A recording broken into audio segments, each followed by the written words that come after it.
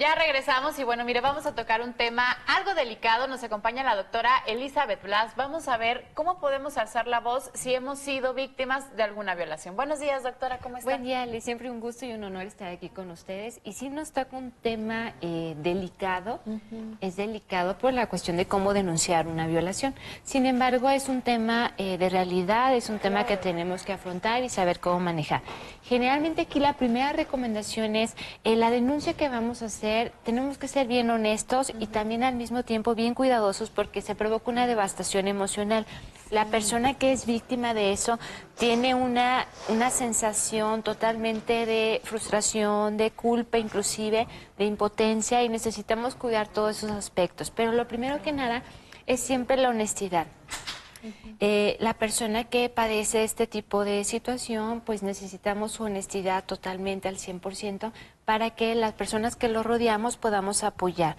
Muchas veces aquí lo que se tiene es no denunciar por todo el proceso que viene, proceso jurídico, legal, proceso familiar. Si fue alguien cercano, ¿verdad? Sí, generalmente es muy desafortunado decirlo, pero el perpetrador o la persona que comete esta acción con la víctima casi siempre está muy cercano a la persona.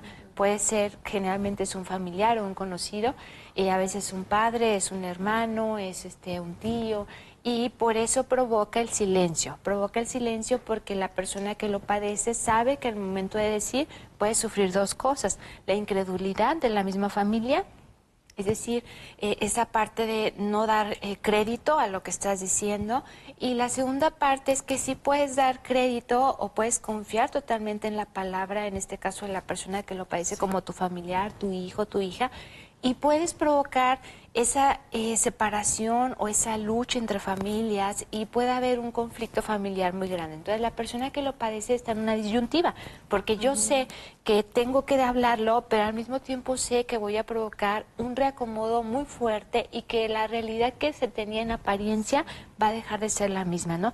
Y eso es la disyuntiva que pasa a la víctima, por así ponerlo, y por llamar víctima. Porque es un término que debemos utilizar para ubicar finalmente a la persona que lo está padeciendo y finalmente quién va a necesitar el apoyo para salir adelante. Entonces, esta es la primera disyuntiva que pasa a la persona como víctima. La denuncia que hay que hacer, pues, es finalmente que la persona que lo padece esté realmente convencida. A veces, y desafortunadamente, tenemos casos de que son menores de edad, son adolescentes, estamos hablando de 15 y 16 años, y están en esa parte donde muy presionados por la mamá, muy presionados por la persona cercana, es que tienes que denunciarlo y los llevan, ¿verdad? Obviamente los llevan, pero están en un proceso de choque emocional, ¿sabes? Sí, también hay ese proceso de choque emocional. De hecho, todos padecemos rutinariamente ciertos choques emocionales, por así ponerlo, ¿no? Cuando tú me das una noticia que no esperaba, pues me quedo como que un poquito impactada y a lo mejor tardo en responderte, ¿no? Ahora, si yo he sido, digamos, coartada en mi libertad, porque una violación es esa parte de no respetar el deseo o la intención o la permisión de yo darte esa cercanía o esa intimidad, pues obviamente hay esa violación. Pero ahí es donde necesitamos finalmente que la persona esté no en ese choque emocional, porque tú puedes llevarlo a lo mejor inmediatamente, 3 días después, y hay un choque emocional. Es decir, la persona puede estar bloqueando y de cierta manera puede inclusive no recordar detalles, puede estar bloqueando esa parte de imágenes, esa parte de sensaciones por no recordar. Muchas personas se defienden, es un mecanismo psicológico natural y normal que la persona que lo sufre lo pueda bloquear. Es decir, yo puedo decir que sí me acuerdo de tu rostro porque tú fuiste quien lo realizó en contra de mí, pero no puedo describirte la situación como tal. Pero es para protegerte, claro, ¿verdad? Es un mecanismo de defensa. Y esa es la parte que muchas víctimas sufren. Otras víctimas, estamos hablando generalmente ya de mayores de edad, mujeres mayores de edad, porque también sucede en hombres, ¿no? También sí, claro. Eso hay que dejarlo bien claro, porque la violación ya no es nada más específicamente en mujeres. Hay chicos también que van, inclusive ya ha pasado, que van a los antros, las bebidas están adulteradas, entonces muchos chicos ya cuando despiertan empiezan a tener la sensación de que fueron violados, ¿no? Pero se confunde entre un sueño, entre lo que pasó y bueno, siendo yo hombre, ¿cómo pudo haber pasado algo así, no?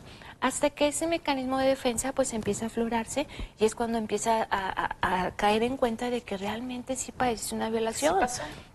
Entonces, la violación ya no es exclusivamente de mujeres, ¿no? También puede pasar en los hombres y, claro, también desafortunadamente en niños y adolescentes.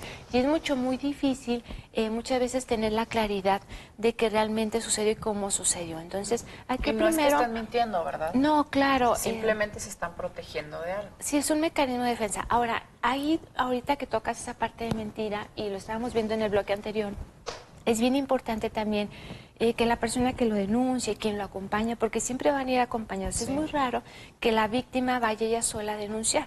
Sí hay casos, sí los hay, porque hay personalidades que son muy duras, es decir, somos muy fuertes, o sea, nos pueden pasar muchas cosas, pero realmente estamos en esa fortaleza de hacer lo justo o realmente que pague la persona, claro. ¿No? Pero es una personalidad una entre un millón generalmente, y los demás vamos acompañados, siempre queremos tener un cómplice y es natural y es normal, ¿no? Yo te comparto a ti lo que yo pienso, lo que yo siento y ya te hago cómplice. Entonces la persona que lo padece va siempre acompañada. Y aquí lo que sucede es que a veces el acompañante tiene tantos deseos de que se haga esa justicia, de que puedan ver lo que ellos necesitan ver, que se pague, y que ellos son los que empujan mucho más aceleradamente a la persona que lo padece. Pero también en esos casos tenemos que descartar que no sean cuestiones familiares añejas.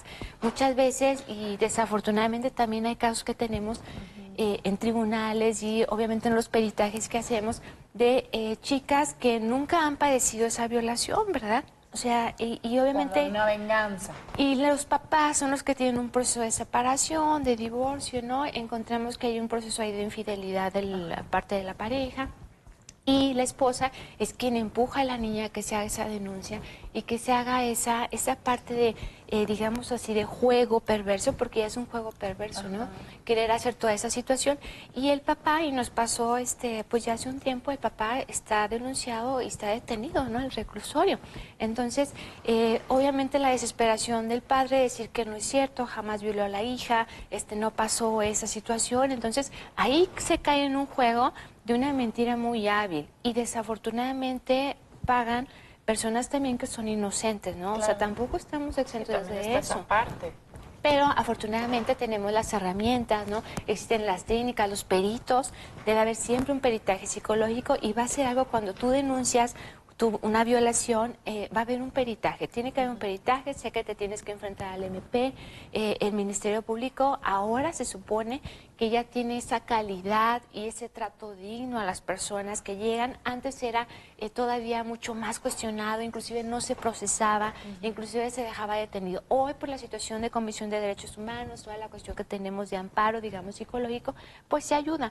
Y obviamente se trata de procesar y que se tenga un respeto a la denuncia. Entonces, lo primero que tienes que hacer es estar convencido que lo quieres hacer, ¿no? La denuncia legal. La denuncia legal lleva un proceso muy largo y es un proceso que te va a obligar a estar repitiendo la situación, ¿sí? Estar repitiendo la situación, repitiendo la situación. ¿Es doloroso eso? Sí, es muy doloroso y más si no logras tener esa parte de apoyo psicológico. Es bien recomendable que la persona que sufre una violación inmediatamente se tenga un apoyo psicológico. Muchas personas llegan directamente al área de urgencias en cualquier hospital, ¿no?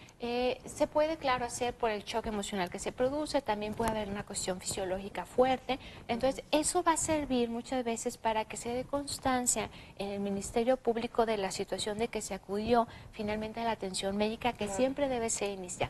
Cuando tú vas a llegar con el MP, llegas con el MP, te van a pedir los detalles, puede valerse que no recuerdas los detalles, pero se va a denunciar a la persona. Basta denunciar a la persona y la persona va a llegar a ser detenida.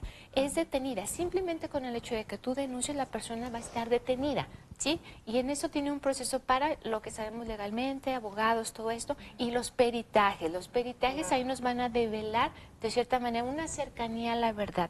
Es muy complicado poder realmente descubrir la verdad, cómo sucedió, pero sí podemos inferir si me estás mintiendo, si no estás mintiendo, si el perpetrador lo hizo con una doble intención, si el perpetrador es de familia, ¿no? O bien hay un proceso perverso, como decíamos, en donde se está haciendo un juego por resentimientos, por venganzas, ¿no? Inclusive a veces nos ha tocado adolescentes, sí, que traen situaciones de revanchismo con sus papás, con la mamá, ¿no? Porque saben que todo eso va a provocar un dolor muy fuerte a nivel familiar. Entonces, hay que tener mucho cuidado. Es un proceso que sí debemos denunciar, pero siempre con profesionales y un apoyo psicológico continuo. Y el acompañamiento también de las personas, ¿no? Porque muchas veces pues se levanta la voz, pero no se le cree a la persona. Entonces ahí viene también otra complicación, ¿no? Sí, claro, el acompañamiento, como lo has dicho, es vital. Obviamente debe haber un cómplice con nosotros, y alguien que me acompañe en todo este proceso y que me da la fuerza necesaria mientras yo me empiezo a recuperar. Es un proceso que sí te vas a recuperar, no lo vas a olvidar porque va a quedar marcado en tu vida, pero podemos hacer tu rehabilitación emocional para que sigas adelante y no te esté coartando, ¿no?, tu libertad. Claro. Muy bien, doctora, pues un tema bastante interesante, un tema complicado. Si conocemos a alguien, ¿a dónde podemos acudir? ¿Dónde podemos encontrar esa asesoría con usted? Claro, ahí en el Hospital Reo, en el segundo piso, en las redes, obviamente, como Federación de Psicología del Estado de Durango, vía Twitter y Face. Ahí me encuentran. Y si no, también la aplicación virtual que tenemos como Te Escucho Ahora. Perfecto, muy bien. Pues haciendo uso de la tecnología también a nuestro favor. Doctora, gracias por haber estado con nosotros. Al contrario, bonita semana. Muy amable. Vamos ahora con Aarón, vamos a ver qué más tenemos.